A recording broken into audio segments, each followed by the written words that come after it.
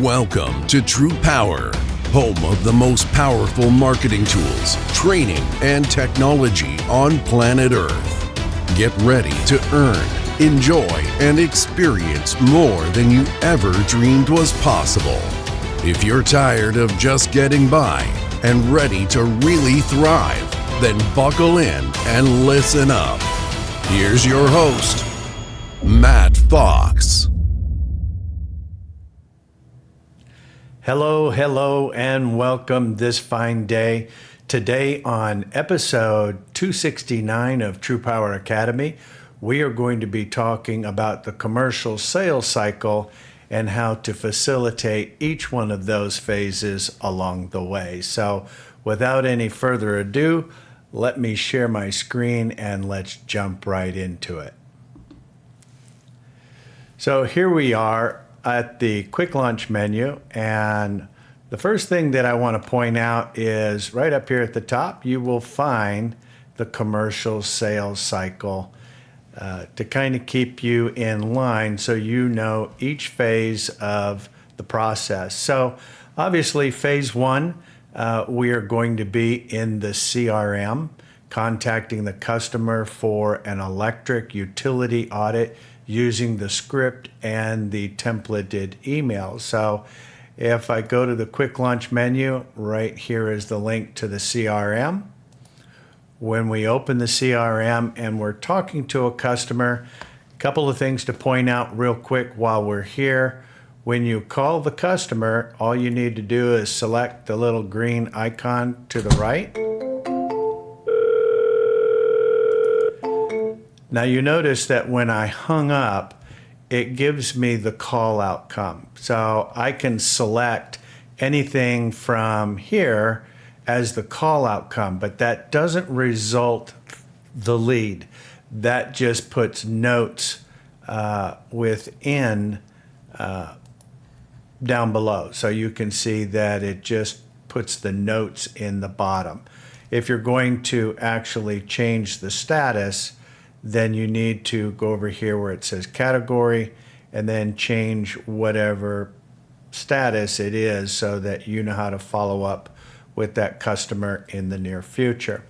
After having talked to the customer, the utility audit script is right there on board, as well as it is available in the scripts right here under the utility audit.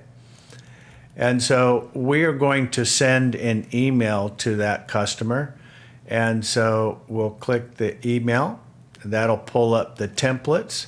And from the templates, we can select the first utility audit request, which is personalized, which means if you have spoken to that customer, then you're going to actually send it to them. Now, be mindful that whatever contact information is in the CRM is what's going to be pulled in. So if you're sending it to a different email address or a different person, make sure that you've updated that information prior to sending the email. Otherwise, it's going to import the wrong information.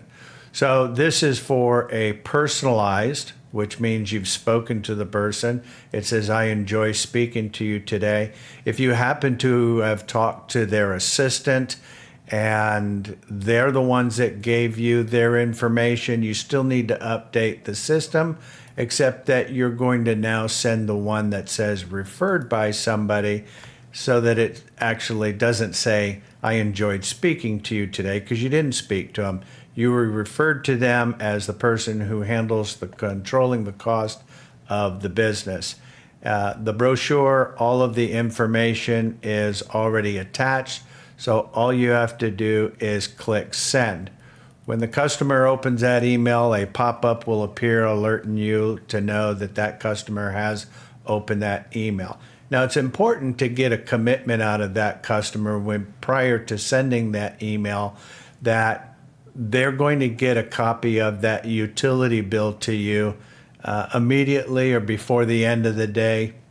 You need to get next step commitments out of them as to when they're going to send that utility bill so you can count on it, and when should you follow up with some of the results. So anyways, making those follow-up commitments is going to be really helpful. So once we've done that and the customer responds with a copy of the utility bill, let's go back over here. And so upon receipt of the utility bill, the customer sends that to you. You are going to submit that to the utility auditors, and that link is right here, but it is also available right here. So we're going to upload that into the system for the auditors. So you're going to put your name, your email, and then you're going to put the customer's information down below here, any pertinent information about that company. Now, mindful, there are multiple cost centers that we can audit.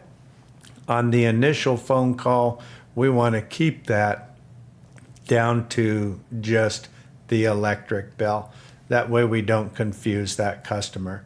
Once you submit that for audit, then we need to take a look at what are next best steps.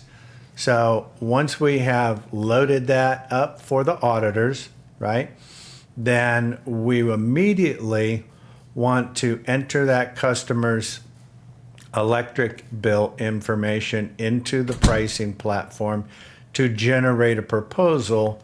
And for larger customers, we may even prepare a customer for a reverse auction or request for price, custom pricing. So the first step is to go into the back office of the pricing platform, which is right here. And we are going to add that customer's information. I'm not going to go through that at the moment, but once we've entered that customer's information into the system, it will pull up a page that will look something like this. At the conclusion of entering that in there, then all we need to do is view today's rates, which is going to pull up a page that looks like this. And it may give you some advice or helpful hints, but we've already loaded that customer's information into the system. So the first thing that we want to do is just kind of verify that we're able to provide that customer additional savings at the supplier level. Because at this point, the only thing that the customer knows is that we're providing value for them for the utility audit. We don't know what, if any, additional savings is going to be available. So we want to make sure that we take care of this before we let the cat out of the bag, so to speak. So one of the first things you can look at is, what does the market say? And we can see that we are deep in the green. Usually if it's within about 1/3 and down, you're going to be really good. But if you're using the market updates when you're requesting customer leads for your CRM, then odds are most of the customers that you're talking to, you're going to be able to provide value for. So that's really important that you're using the market updates to request leads to make sure that you're talking to customers in the right location at the right time. Now, down here, you usually will see 3 plans, and it may be 6 months, 12 months, 24 months, 30 months. You're typically going to have 3 best plans that are going to be listed at the top. And then below that, you're going to have the list of the rest of the opportunities for that customer. Now, in this case, you'll notice that the price or the rate on these 2 right here actually appear in orange, which tells you they are on the cusp of having usage and demand that is outside the guidelines of what the supplier is willing to accept. In fact, you can see that it says that the load factor required needed is too high and is not met, that is not eligible. So when you come down, you can see that we've got a whole list of available options, but I want the longest term contracts, and I can see that I've got 3 different suppliers here with some great savings. And so I can see SFE at 56,000, Energy Harbor at 54, NG at 54,000. So these are all great opportunities. And you can also see that the commission is forecasted for both residual income and upfront commission is always noted. That is what you are earning based on what you're putting into the system. So if I change this, say from 5 mils to say 10 mils, you'll notice that those numbers will increase.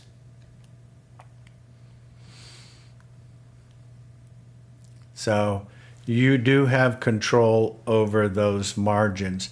Now it is going to affect the rate a little bit, but I still think that 40, 50 grand is pretty significant in order for that customer to have some benefit there. So the first thing that we're going to want to do is to create the proposal. So how do we do that? Well, we want to come back up here at the top, and all the way over here on the right, you will see that it says generate proposal. So we'll select that. Select the product type, which is not an index adder. We're going to go fixed all in and deselect some of these lesser terms, and we'll just select the 60-month. Hit next. Let's select all 3. I always like to have at least 3 different suppliers on a proposal. That way, if you only have 1 supplier, then it's a yes/no answer. If you have 3 suppliers, it's which one do you like the most. So much better than a yes/no. So we're going to hit next. Go ahead and select all 3 of those.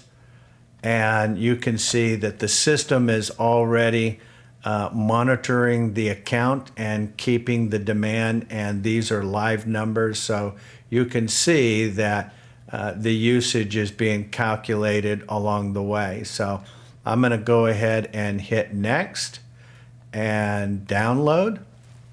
So from here, this is going to download the proposal, which we shall see here in a moment. So here it is. And if we open that proposal, it is going to have your name in there, the company name, their usage, what their current rate is, and then it's usually going to show whatever the best rate is. SFE has the best rate, and then a comparison across all 3 of those, so you can see what is actually going to be compared. So right now, SFE is going to give this customer the best amount of savings. You can see that it's at 17.3%. That's not huge, but it's still $43,000 worth of savings. So what can I do to increase that? Well, one of the things I can do is go back over here and put that back at 5 mils, which was the default. Now the system has been updated. I'm going to go ahead and create the proposal. Once again, fixed all in, 60 month. I'm going to get rid of all of the shorter term contracts and hit next. Include that, hit next, select all, and then hit next and download. So now you're going to see the significance of how much the margin may have an effect on the percentage of savings. So, and when we open this one, we can see that the percentage of savings increased to 22%. That sounds a whole lot better. There's great money in that. You're taking care of the customer. This is not a large customer. It's fairly mid-sized to small-sized company. So these are really, really good numbers now. So this will be a really good quote to send to the customer or a proposal. It also includes any market data information, which when you're creating the proposal, you can select whether or not you want that included. So anyways, so once we do that, then we want to rename that. So when we create the proposal, we're going to rename it. So let's take a look at that one more time.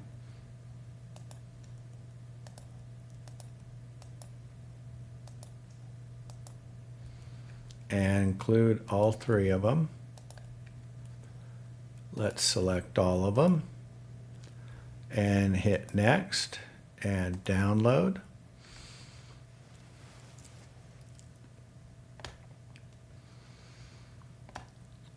And the company that we are going to be doing business for or making the quote for in this example would be TruPowur Academy. So I would copy that and then go back over to my quote and then just open that up. All you got to do is usually tap it once, change the name, and then there you go. So we have changed the name of the proposal to the company name. So that way when you're sending that back to the customer, you are not sending something that says proposal. You're actually sending the proposal back to the company with their company name on it. So you'll go back to the customer, open up the email template, and from here you will have down here where you can send the proposal, the supplier savings proposal. Even here it will remind you, don't forget to rename it and attach it to the proposal. So it is going to bring all of the information in.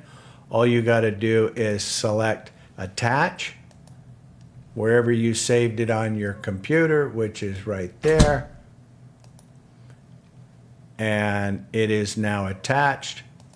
You can see that it's attached. All you got to do is click send and off to the races you go. So once you have uploaded the utility bill to the auditors, you want to immediately create the proposal in the back office, right?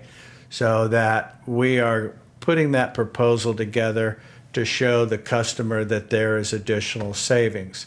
So when you look at renaming the proposal to the customer's business name and sending it to the customer using the CRM email template, then immediately follow up with the customer to let them know that you received their utility bills safe and sound, that the auditors are already underway, that during the initial investigation some additional savings were discovered, that you emailed them some information, that when they have a chance, take a look at that, give you a call to go over the details.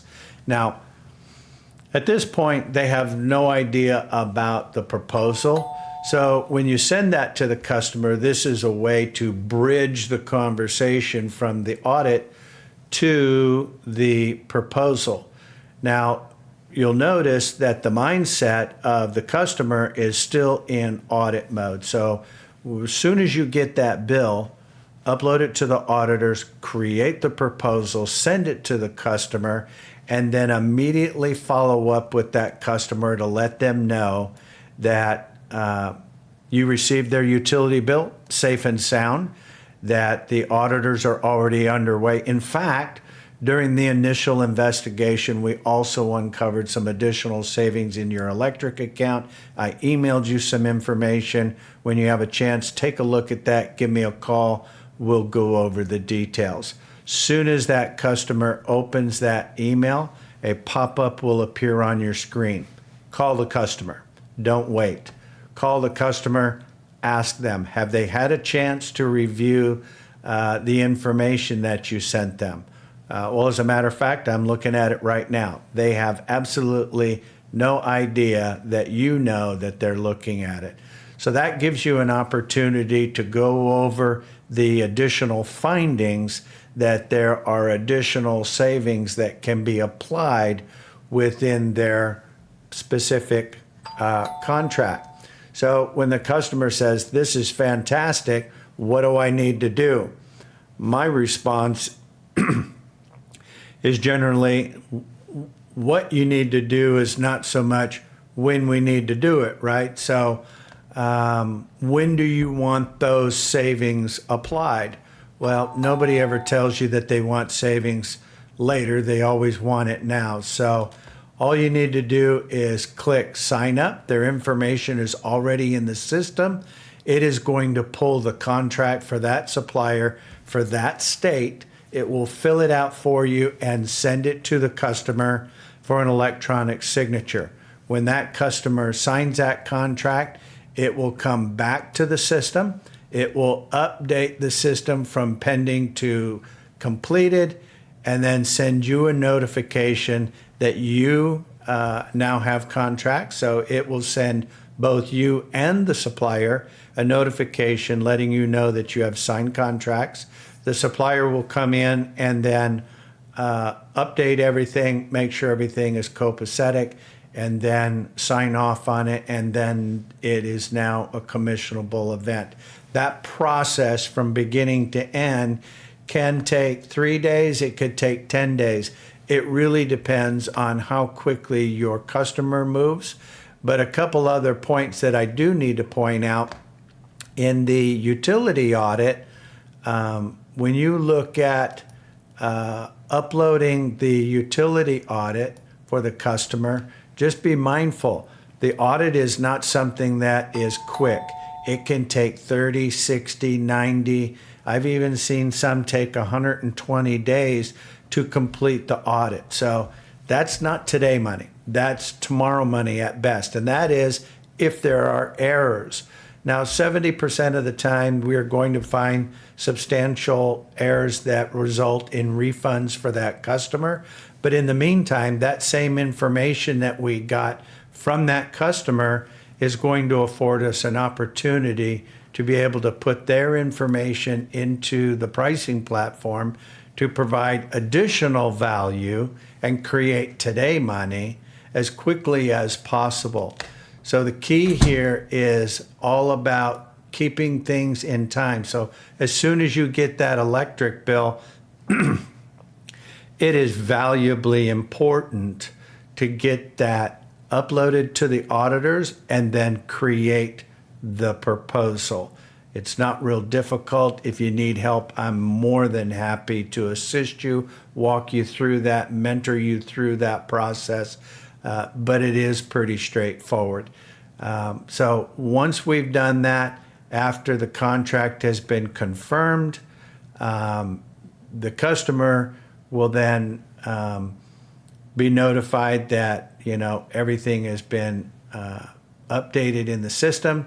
We need to then go back to that customer and let them know about some of the other additional cost centers. So when you look at the utility audit, and remember in the beginning we were talking about all of the other additional cost centers. At this point, the only thing that we have spoken about is the electric, right? So we don't want to confuse that customer with too much information.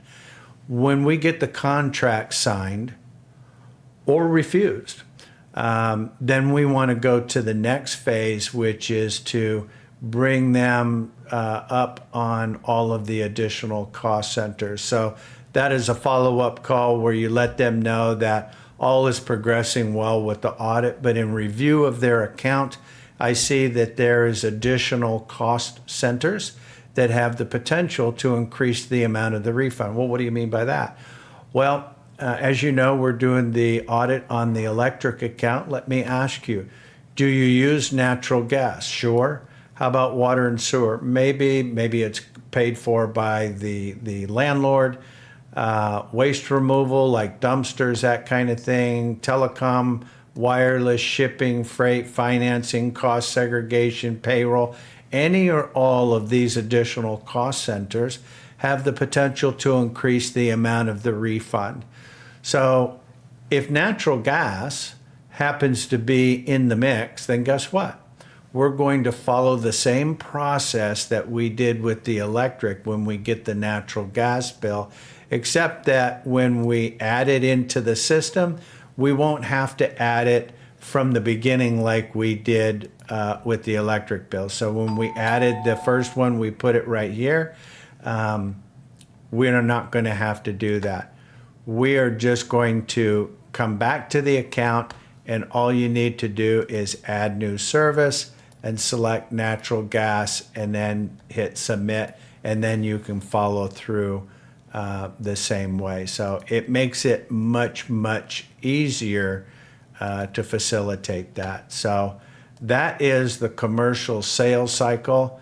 After you offered additional services that are applicable, commercial natural gas, then you'll have an opportunity to talk to them. Hey, let's go ahead and take a look at your residential electric, your residential natural gas. After those things have been exhausted, would solar be something that would be a benefit to them? Power factor correction, LED lighting, especially for their business, that's huge. LED lighting accounts for about 77% of a business's usage, except for, say, a production plant, but offices and things like that. Lighting accounts for 77% of their energy usage, and converting over to LED lighting is going to cut their bill in half. We have installers, we do LED lighting, so if they do not have LED lighting, they're in dire need of having that taken care of. So, and any of the other available TruPowur services are the things that you want to follow up with. So during the day, we are talking to commercial customers, obviously, during business hours. So this is the path of least resistance. The utility audit is a much softer, friendlier, easier approach. And then it helps you lead into all of the other services that create additional revenue streams. And so you do have some scripts up here. They are on board within the CRM. And so I wanted to take some time today to kind of go over the commercial sales cycle. But the key really is it all starts in the beginning and making sure that you're talking to the right customers at the right time in the right location. So be sure to check the market updates each day and make sure that the leads that you're calling are going to be in areas that are going to give you and the customer the best opportunity. So you can see this is for commercial electricity, Delaware, Illinois, Massachusetts, and so forth. For commercial natural gas, residential electric, and natural gas. So it's really key to make sure that you are providing value for those customers as best as possible by going into it with the right leads to start with. So that was some good information. I appreciate everybody being on the call today.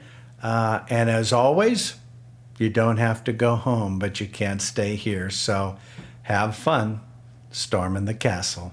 Bye now.